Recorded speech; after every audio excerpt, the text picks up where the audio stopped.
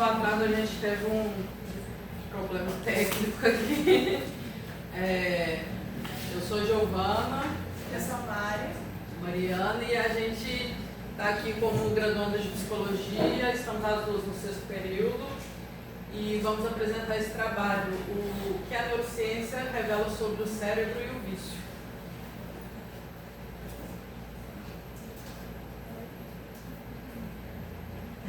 A gente veio apresentar um artigo para vocês, a gente vai debater o artigo Avanços Neurobiológicos do Modelo da Dependência como Doença do Cérebro, da Volkov, do Kub e do McLelland, que são autores super conceituados na área quando a gente fala de dependência, principalmente de substância química. Esse foi um artigo estudado no grupo de estudo da Neuro, que é a Liga de Neurociências de Rio das Ostras.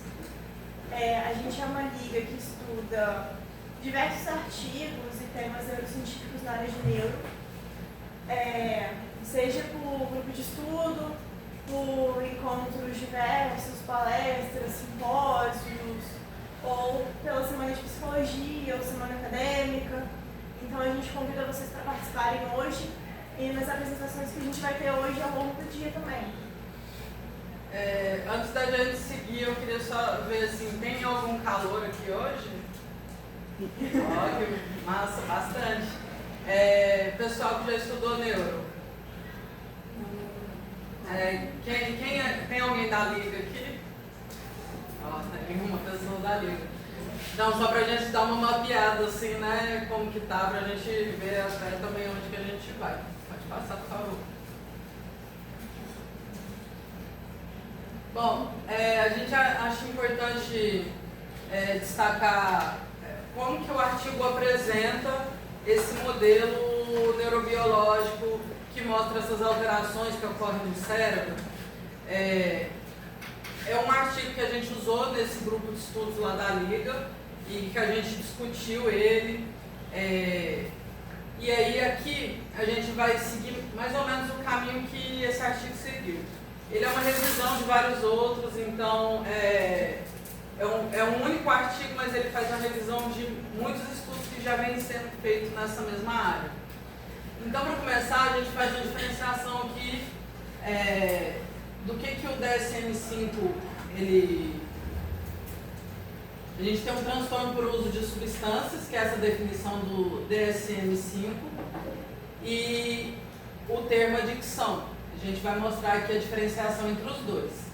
Então, no DSM, a gente vê que o diagnóstico clínico ele é baseado em 11 critérios comportamentais, assim como todos os tipos de transtornos. A gente vê que são vários sintomas elencados e aí tem um número mínimo que a pessoa precisa exibir por um certo período de tempo para ser considerado um transtorno. Então, a classificação dentro do DSM é por gravidade leve, moderada ou severa. E aí, como todo tipo de transtorno, ele é considerado assim quando ele traz algum tipo de prejuízo funcional e no padrão de uso da vida da pessoa. Então, sempre que alguma coisa, no caso aqui, um vício, ele traz prejuízos para o funcionamento normal da vida que aquela pessoa tinha antes do vício, então é considerado um transtorno por uso de substância. E aí, quando a gente está...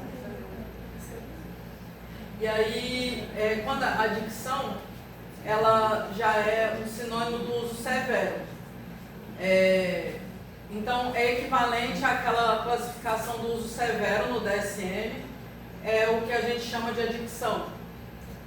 Esse modelo neurobiológico que a gente vai debater nesse artigo, ele é baseado numa pessoa que está com essa condição de adicta, que pelo DSM é considerado o nível severo. Então, a pessoa tem alterações constantes no circuito de recompensa, tem um estresse, uma busca natural do corpo pelo equilíbrio, ele passa a ser alterado pelo uso da substância. E aí a gente tem uma disfunção da amígdala e do córtex pré-frontal. A amígdala como tem muito calor, né? A amígdala ela é uma estrutura que ela é muito ativada quando a gente tem alguma situação de medo de estresse muito grande, é uma estrutura que é ativada assim como uma defesa do corpo. E o córtex pré-frontal, ele é a parte responsável pela tomada de decisões. E o córtex pré-frontal, ela é a parte que se desenvolve por último no cérebro. Então, por isso que a gente vai ver que é mais grave assim quando, por exemplo, o uso de substâncias começa na adolescência, porque o córtex pré-frontal ainda não está pronto, né? Ele só fica pronto por volta de 21, 22 anos de idade. E por outro lado, a amígdala é a estrutura, uma das estruturas mais antigas, não só, se for ver em toda a história evolutiva, assim, desde os seres mais simples, né? Vamos falar assim, só para facilitar aqui a comunicação, mas a amígdala já está presente em várias formas de vida, assim, porque é muito importante você ter uma estrutura que te mostra uma situação de medo que você deve sair correndo. E aí, para a gente entender a gravidade da dependência, a gente trouxe alguns dados. O artigo ele traz dados dos Estados Unidos, porque ele é um artigo estadunidense. Então, nos Estados Unidos, de acordo com o artigo que a gente trouxe, né, de 8 a 10% da população com 12 anos ou mais é dependente de substância. Custos anuais que o governo gasta para tratar é maior do que 700 bilhões de dólares e eles entendem que eles têm que existe uma relevância muito maior da abordagem neurocientífica para tratamentos. Mas a gente trouxe para falar do Brasil, né, porque a gente está estudando isso. No Brasil, a gente pegou dados do SUS, né, que em 2021 registrou 400,3 mil atendimentos a pessoas com transtornos mentais e comportamentos devido ao uso de drogas e álcool. E a maior parte dos pacientes é do sexo masculino com idade de 25 a 29 anos. Então a gente vê que é um público majoritariamente jovem. E a gente sabe que o cérebro ele termina de se formar com cerca de 23, 24 anos, principalmente o córtex pré-frontal, que é a última área a ser formada. Que a gente viu, como a Giovana falou, é uma das áreas mais afetadas pelo uso de substâncias. E aí, para a gente entender um pouquinho da dependência, a gente precisa entender o circuito mesolímbico, que é o caminho que a dopamina vai fazer um pouquinho quando a gente recebe uma recompensa. Então, o que acontece? A dopamina, a gente recebe um estímulo, então a dopamina vai ser produzida na área tegmentar ventral, que é essa pequenininha, aí ela vai encaminhar, vai ser liberada para o núcleo accumbens, que vai definir, que vai avaliar essa recompensa, e aí ele vai enviar para o córtex pré-frontal, que é aquela parte maior, e vai decidir se a gente repete ou não o comportamento para liberar mais ou não a dopamina. E aí a gente vai fazer um negócio que a gente chama de top-down. O córtex pré-frontal vai enviar toda a informação de volta para essas áreas. Então é como se fosse um caminho contrário, top-down. Então ele vai enviar toda a informação, todo o estímulo de volta para essas áreas para liberar ou não a dopamina de volta. Então a gente acabou de ver como que é o funcionamento normal do ciclo de recompensa. E aí a gente vai começar a ver como que esse ciclo de recompensa ele é alterado pelo uso constante das substâncias, segundo o artigo. Então, as drogas elas liberam a dopamina em níveis muito mais altos e rápidos do que as recompensas naturais. Por exemplo, se você fizer 1 hora de caminhada, você vai liberar dopamina, mas você teve um trabalho muito maior, né, no seu corpo, de tempo, para liberar aquela dopamina no seu corpo. E quando você usa alguma substância, esse efeito, essa liberação de dopamina, ela é instantânea ou muito rápida. Então, além de ser numa dose muito maior do que seria numa caminhada ou em algum outro tipo de atividade assim.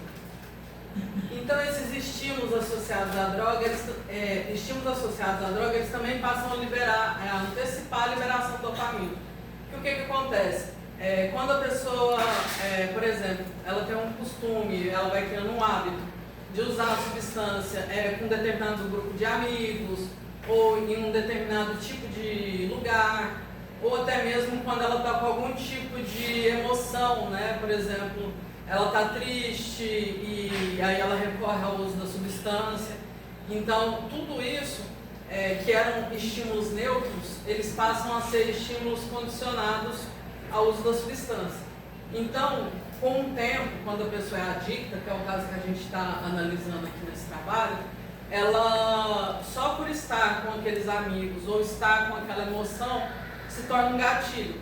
E aí ela passa a liberar a dopamina antes mesmo do consumo da própria substância.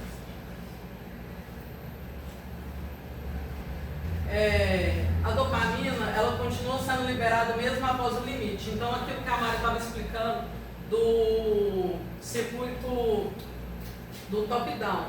Então, beleza, a dopamina ela foi liberada, aí o núcleo accumbens ele avaliou se o quanto que aquela experiência é prazerosa e enviou essa informação para o córtex pré-frontal.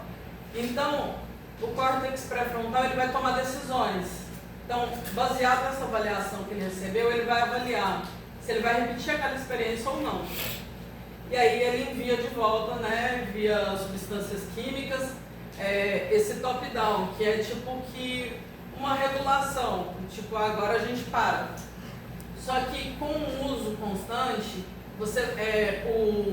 esse circuito de retorno dessa resposta, ele para de funcionar. Então isso favorece os compulsivos sem freios homeostáticos, né? A homeostase é a busca do seu corpo por um equilíbrio.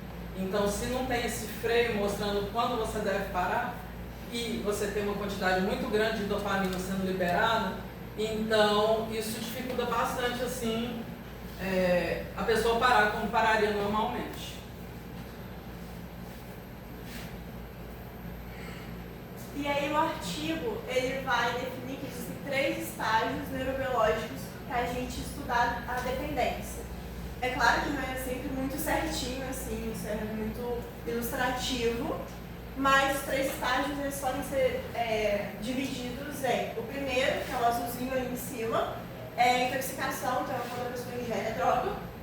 O segundo, que é esse em rosa, em vermelho, que é a abstinência ou a fase de afetos negativos, que é quando a pessoa ela começa a diminuir o efeito da droga.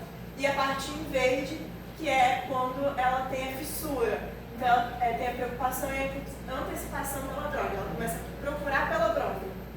Então, quando a gente está falando nisso, essa fase, esse ciclo, ele gera um aumento de neuroplasticidade no cérebro. Então, quando isso acontece, ele reforça esse circuito. Então, todo esse ciclo ele vai se reforçando automaticamente cada vez mais. Ele vai se automatizando. Então, todas essas áreas vão se mudando para reforçar a dependência. E aí, como isso acontece, ele vai atrapalhando a homeostase, igual o Giovanna falou. Pode passar. Só falando uma coisinha, como tem muito calor, né? Abre um parênteses. Neuroplasticidade. A neuroplasticidade é a capacidade do seu cérebro de formar novas conexões e aprender algo novo. Então, o tempo todo a gente está fazendo neuroplasticidade, que bom, né? Quando a gente começa a fazer menos, tudo vai ficando mais devagar, assim, cognitivamente. Então, a neuroplasticidade, ela está acontecendo a todo momento. E com a mudança, a alteração, assim, de como esses circuitos estão funcionando, essa neuroplasticidade, ela está atuando.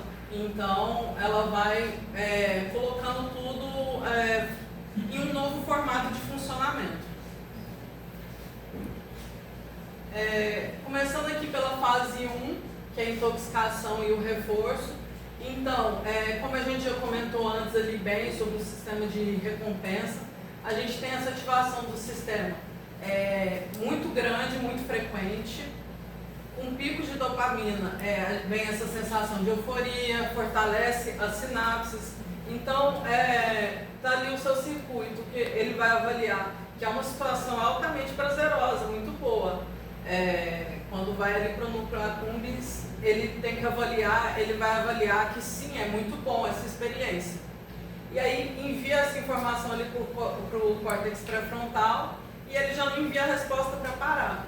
Então a gente está nesse momento aqui, né, nessa fase. E aí é quando começa a se formar essas memórias associativas que eu comentei com vocês antes, dos lugares, dos sentimentos, das emoções, até mesmo o círculo de amigos, tudo isso passa a ser memórias associativas ao uso da substância. E aí a segunda fase é aquela fase que está no vermelho, naquela primeira imagem, que é a fase de abstinência e afeto negativo. É quando a droga ela para de fazer efeito e aí a pessoa ela começa a ficar estressada, começa a ficar um pouco mais depressiva, começa a ficar agressiva, e aí ela começa a ficar com mais afeto negativo, com muito mal-estar do que prazer. E a procura pela droga passa a ser mais para aliviar esse mal-estar do que para tentar buscar o prazer que ela sentia antes. Então a dependência ela passa a ser para aliviar isso do que para buscar prazer. E é o que a gente chama de sistema anti-recompensa. Ela não está mais procurando a recompensa. Ela está procurando agora regular o sistema dela, que antes era regulado e agora não está mais. Ela está buscando formular de novo essa homeostase que ela tinha antes. Pode passar.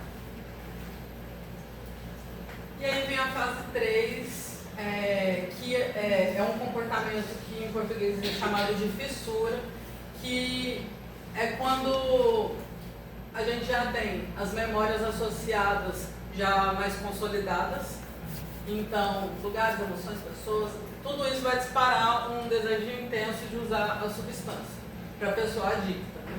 O córtex pré-frontal ele vai perder o autocontrole e a avaliação de riscos.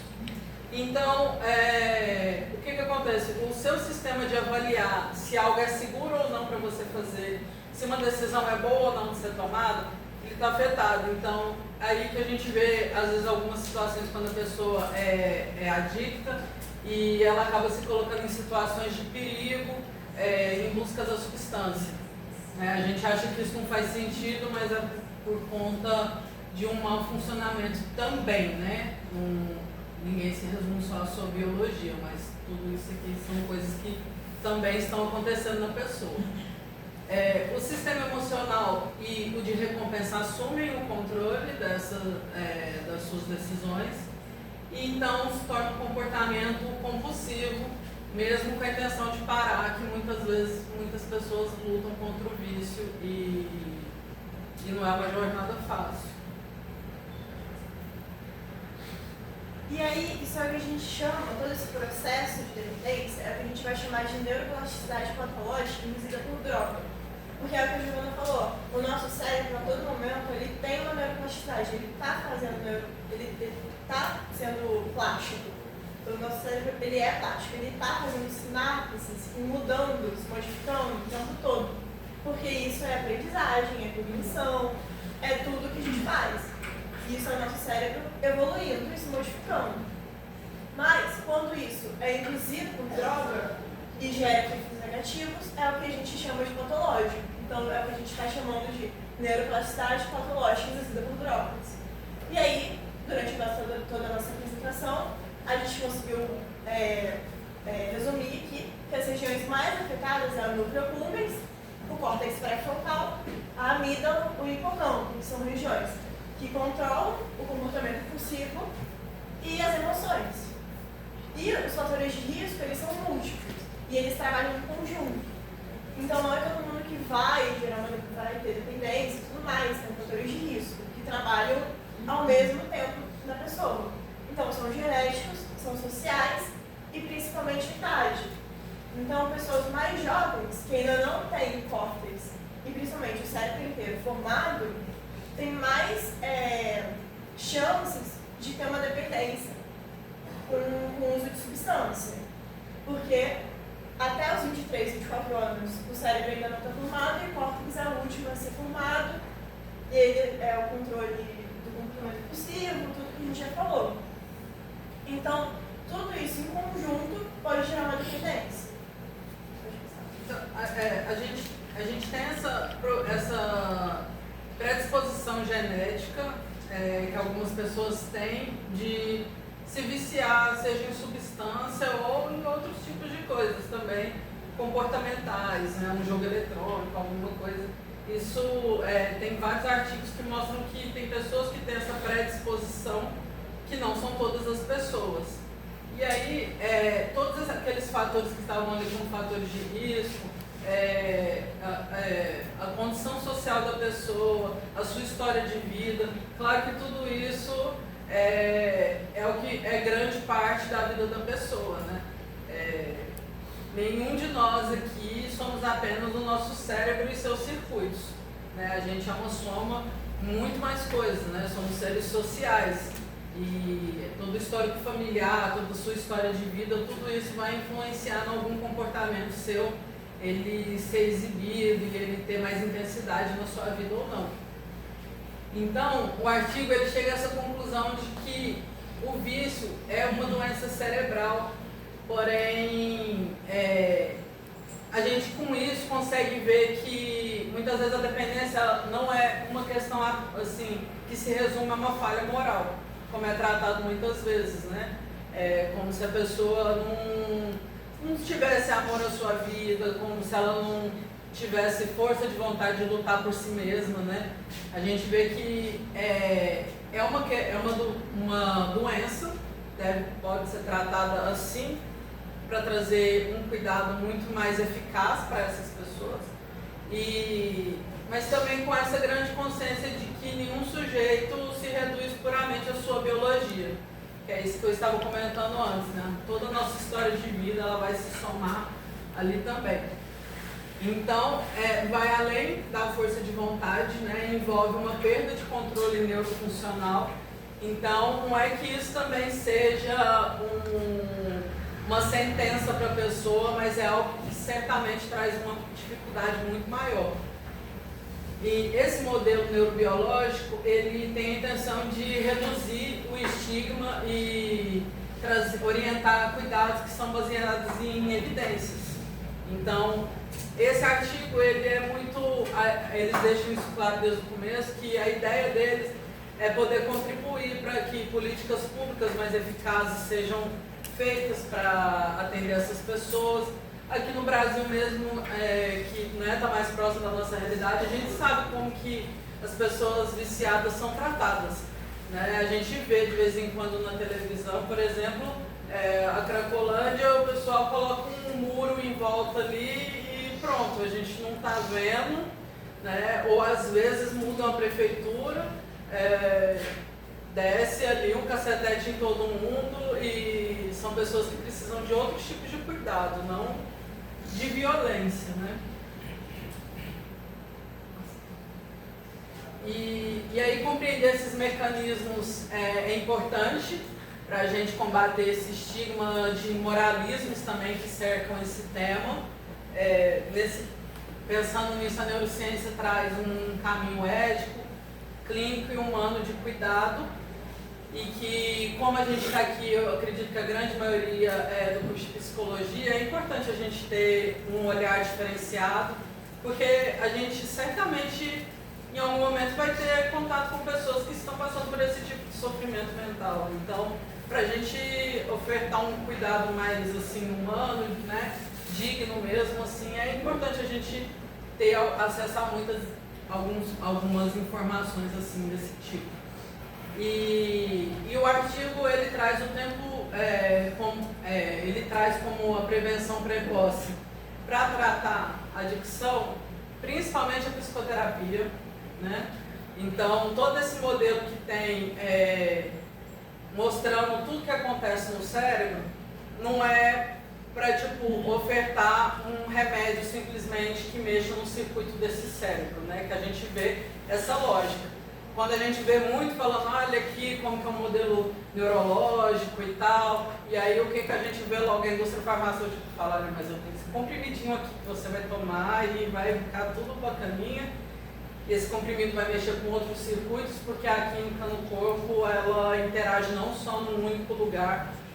Um dia que a farmácia chegar nesse ponto, eu acho que realmente vai ser o auge, mas a gente tem os efeitos colaterais de todo tipo de medicação.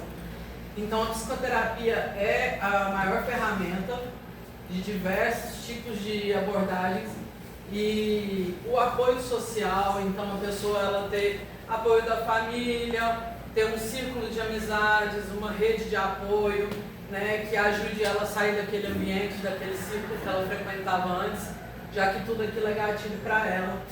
E aí a farmacoterapia, ela é em último caso mesmo, em última instância, quando nada disso está funcionando por um tempo longo.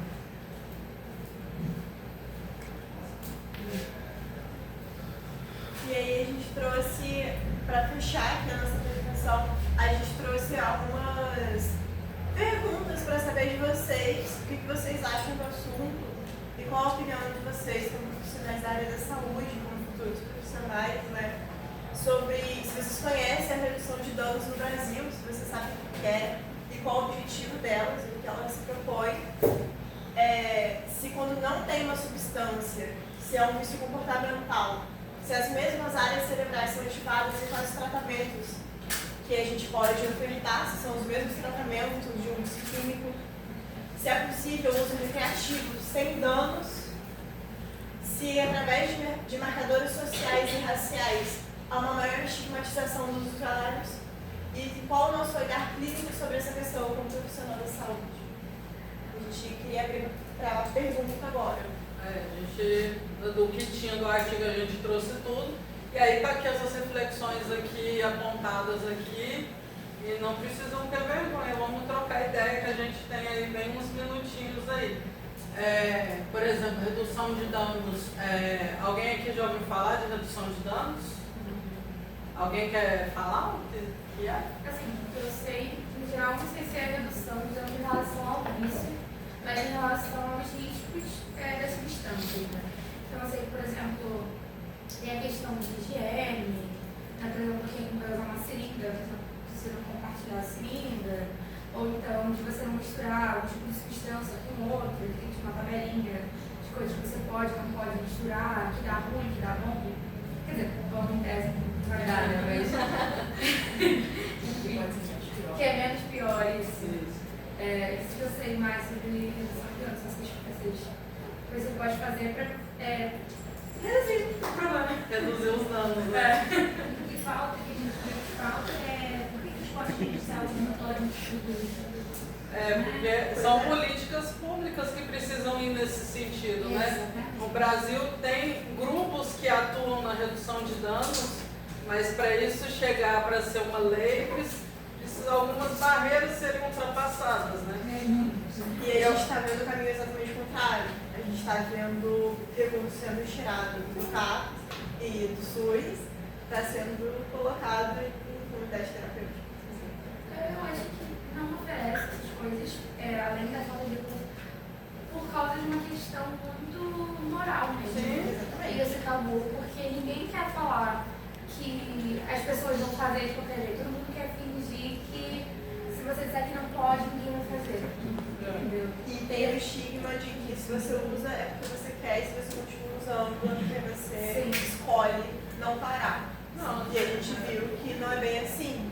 Sim, não é. Mas assim, que a gente usa porque quer sim, né? A gente usa porque Assim, é uma escolha.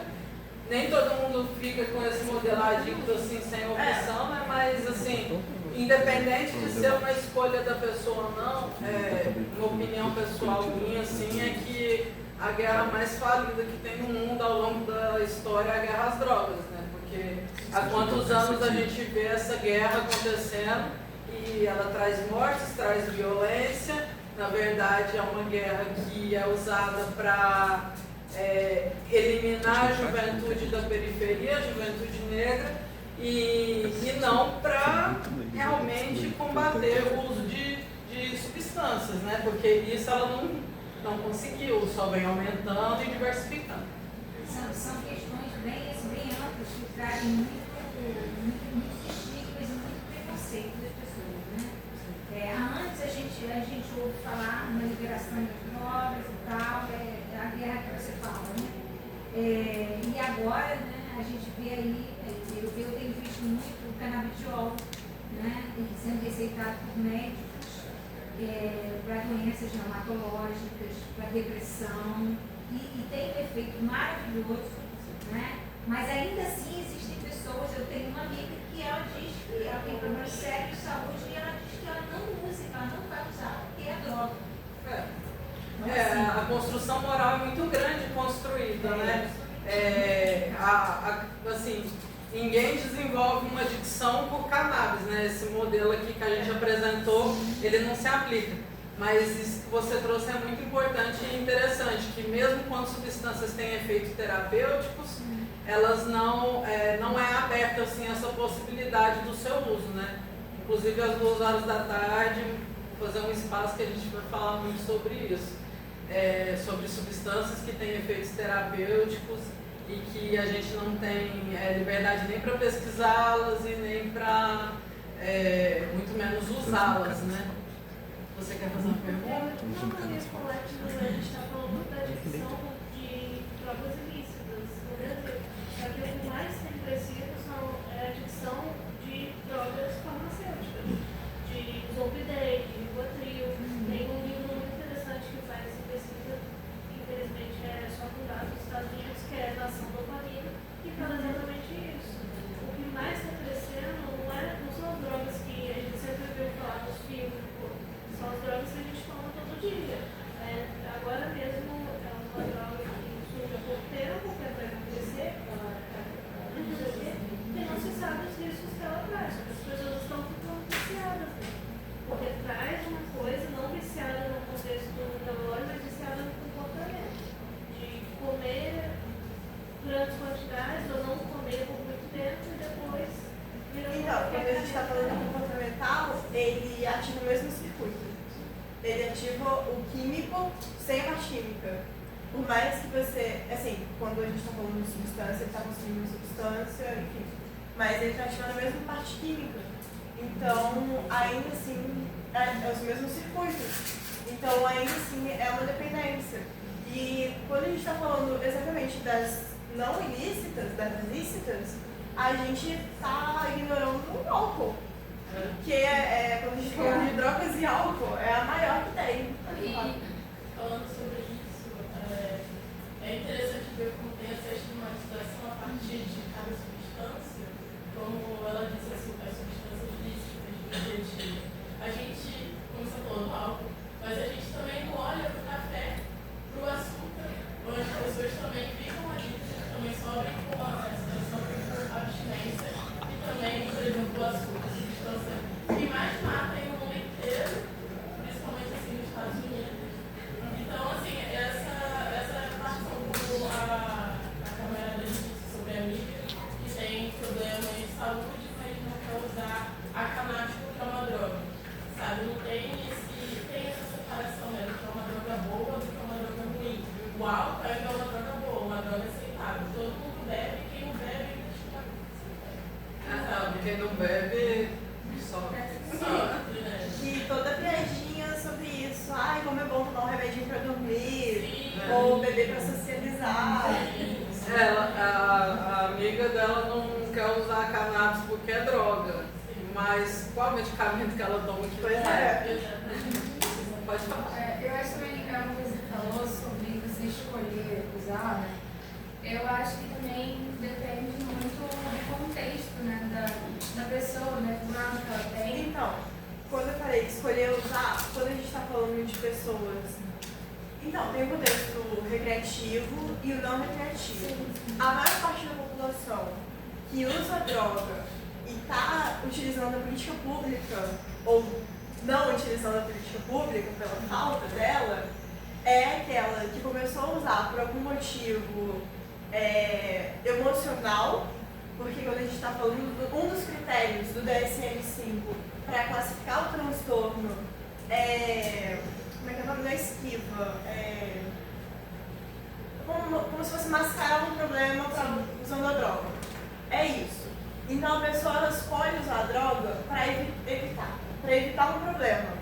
Então é como se fosse a última chance que ela tem. Ela escolhe, mas como a gente viu, ela também está afetando áreas do cérebro que afetam o comportamento impulsivo, o controle do comportamento impulsivo.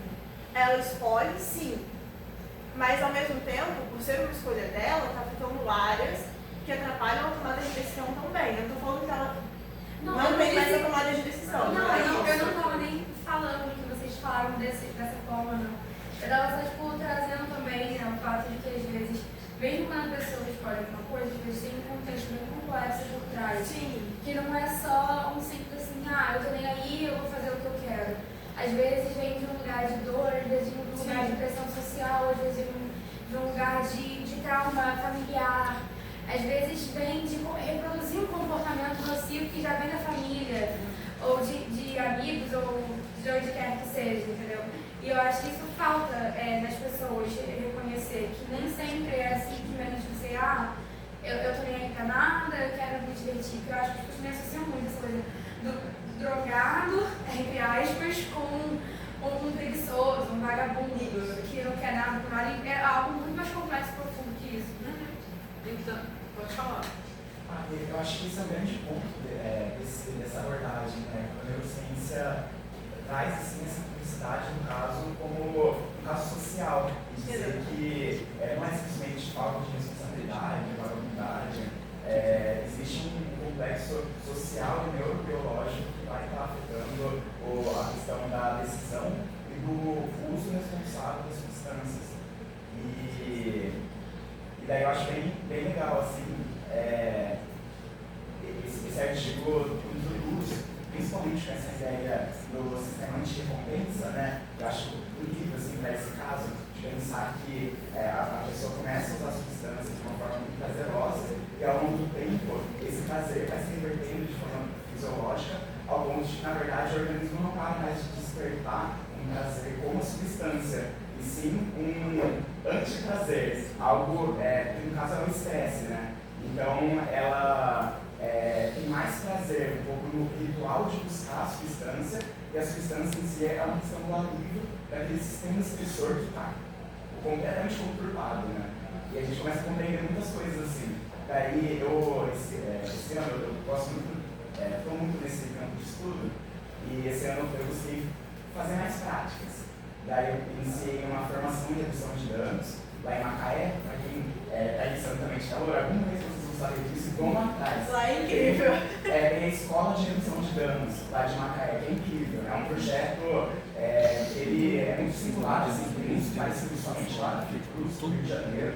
Tem pessoas do Rio de Janeiro, inclusive, que vêm toda semana para cá de Macaé para fazer esse projeto, que é livre, que é gratuito, de forma redutora de danos, que é representando. E também eu consegui um estágio no CAPS-AD. E daí nesse estágio no CAPS-AD, fazendo vários convívios, né, com o pessoal, eu começo assim, a olhar para essa abordagem como ele, por exemplo, esse ciclo que você mencionou ali do dependência do cérebro, de combustão e intoxicação. E daí a antecipação, né, ou a questão do afeto negativo, do desejo, e depois a preocupação e o uso. Depois a fissura. Isso. E daí eu faço vários grupos de reflexão, né? A principal oficina que eu estou envolvido. E é muito interessante os relatos deles de que realmente assim, e eu não concordo daí com a descrição que esse artigo usa de cada parte, né? Já faço isso. Só que realmente existe um pouco desse processo que acaba de forma singular, às vezes tudo junto, às vezes um pouco mais separado, às vezes um pouco mais. Ele é só ilustrativo, realmente, como eu falei na hora que eu comentei. Ele não acontece exatamente dessa forma para todo mundo, porque a droga ela vai agir nesses circuitos, mas também tem a história de vida de cada um que vai afetar essa forma e a forma que a droga vai agir. Então a forma que a pessoa vai reagir a essa droga também vai se alterar, entendeu? Então pode ser tudo junto, pode ser de forma separada.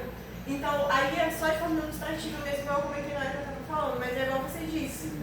Vai depender da pessoa. Não, tem uma forma ilustrativa fala dessa neurociência que acontece. Ele está implícito daí nessa história, que acontece de forma singular, mas realmente tem um pouco desse complexo, essa questão que daí eu ia falar de, por exemplo, da pessoa faz o uso em um momento compulsivo, daí de repente essa questão da antecipação, do afeto negativo, né? É um afeto negativo às vezes não relacionado à substância. Mas o que começa a ficar depressiva, começa a aparecer aquelas angústias existenciais, sabe, de forma muito intensa, assim, essa característica social muito marcante do indivíduo, do sofrimento individual, e não necessariamente com relação à substância, né? E daí depois acaba buscando como uma fuga, como algo para encher um pouco dessa angústia. O tema da angústia nem sempre realmente precisa ser uma droga.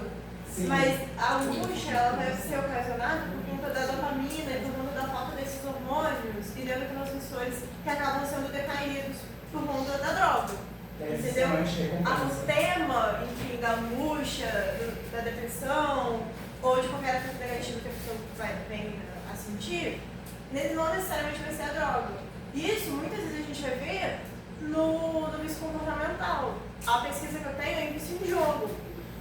Raramente o adolescente vai falar, não, eu não vou lavar louça porque eu quero jogar. Ele não vai fazer isso porque ele sabe que a mãe vai brigar se ele falar isso, entendeu? Ele vai desviar ou a briga para, eu não vou fazer isso porque eu tenho que estudar. Ele não vai estudar, ele vai jogar, mas ele vai desviar o assunto, não para o jogo, mas ele vai desviar o afeto negativo dele para qualquer outra coisa, entendeu? Ele vai desviar a raiva dele para os familiares, para os amigos. Então, assim, isso também vai acontecer no vício químico. Você ia falar outra coisa? Não, eu perguntei pro Marcos quantas horas estava. E eu posso ver só, porque eu acho que estou falando bastante, mas é um compromisso ético daí com esses estudos, né? Envolve fazer científico mesmo, porque a ciência, principalmente neurociências, tem ainda, né, muito a se aprofundar. E daí, algo que eu tenho encontrado, assim, seria um pouco de um contraponto também a esse artigo e a esse tipo de abordagem que eu vou citando, e cada um pode daí pesquisar, né? Que daí viria um pouco de algumas críticas feitas, por exemplo, acho que um dos grandes nomes é o Carl Hurt, que é um neurocientista negro voltado aos estudos de farmacologia, e daí ele trata sobre substâncias. Tem um livro que eu recomendo para todo mundo, que é o Drogas para Adultos.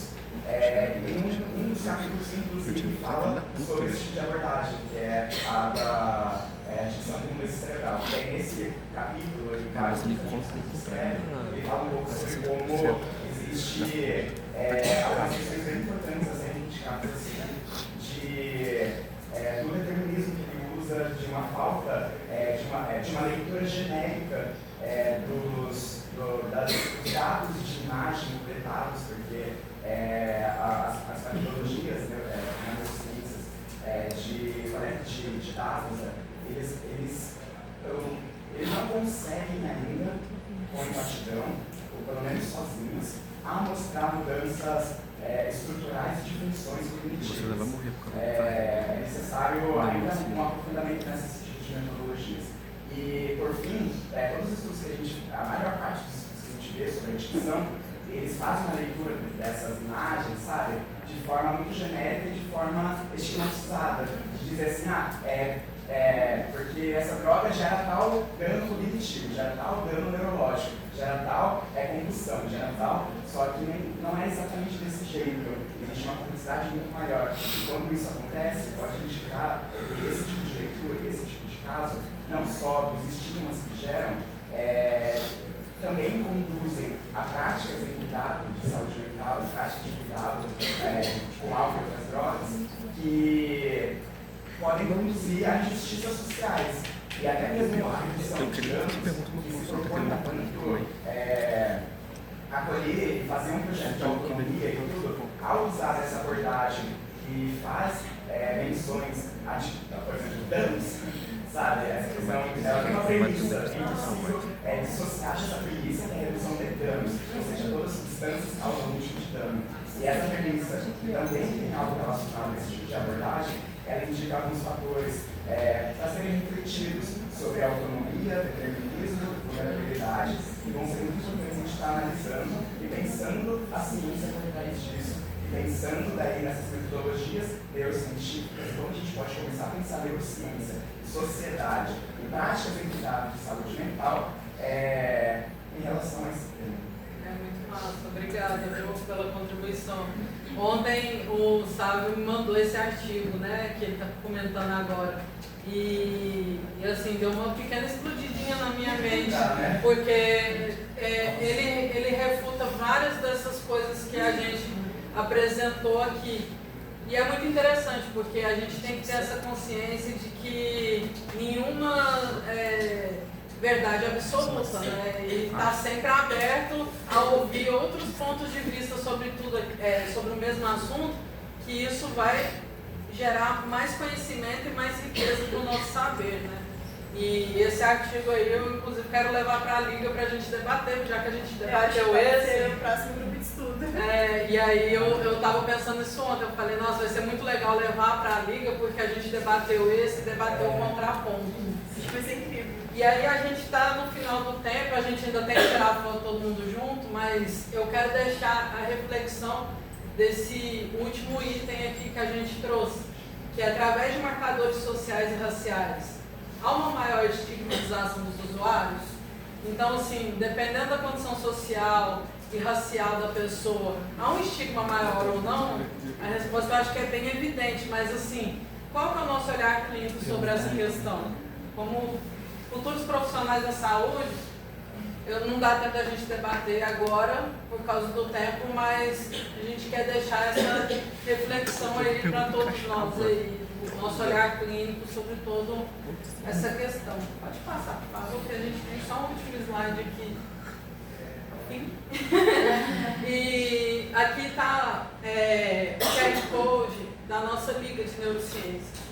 Na nossa liga, a gente ainda está começando a liga, ela é bem recente. Então, quem quiser colar junto é muito bem-vindo. A gente tem algumas atividades agora esse semestre. O nosso grupo de estudos ele vai ser aberto para todo mundo, mesmo quem não é da liga e quiser estudar neurociências.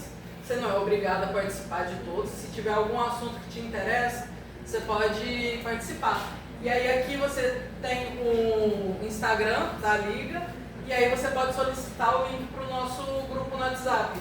Aí a gente tem um grupo no WhatsApp específico para o grupo de estudos, que aí você pode ficar lá quando o tema te interessar e você quiser participar, você entra na reunião junto com a gente. E também vamos começar a fazer nesse semestre um ciclo de palestras sobre neurociências, que vai ser online, porque vai ser com pessoas que trabalham na área de neuro de todo o Brasil, de outros lugares. A gente achou que tem essa possibilidade aí no online. Então vai ser uma palestra por mês, então já fiquem atentos aí, sabendo que tem essas duas atividades. Para quem gosta de neurociências, eu acho que todo mundo que está aqui tem um mínimo interesse, né, para estar aqui na sexta de manhã ouvindo sobre isso. Os grupos de estudo, eles acontecem quinzenalmente. Geralmente a gente traz um artigo, um texto que alguém se interessou e trouxe. Aí a gente manda o texto no grupo uma semana antes para o grupo ler, ou pelo menos dar uma passada de olho assim, rapidinho antes da gente entrar no encontro. E aí a gente debate o texto todo mundo junto. Quem trouxe o texto geralmente apresenta, mas é um debate. Todo mundo lê, todo mundo debate, para todo mundo trazer o ponto que achou mais interessante.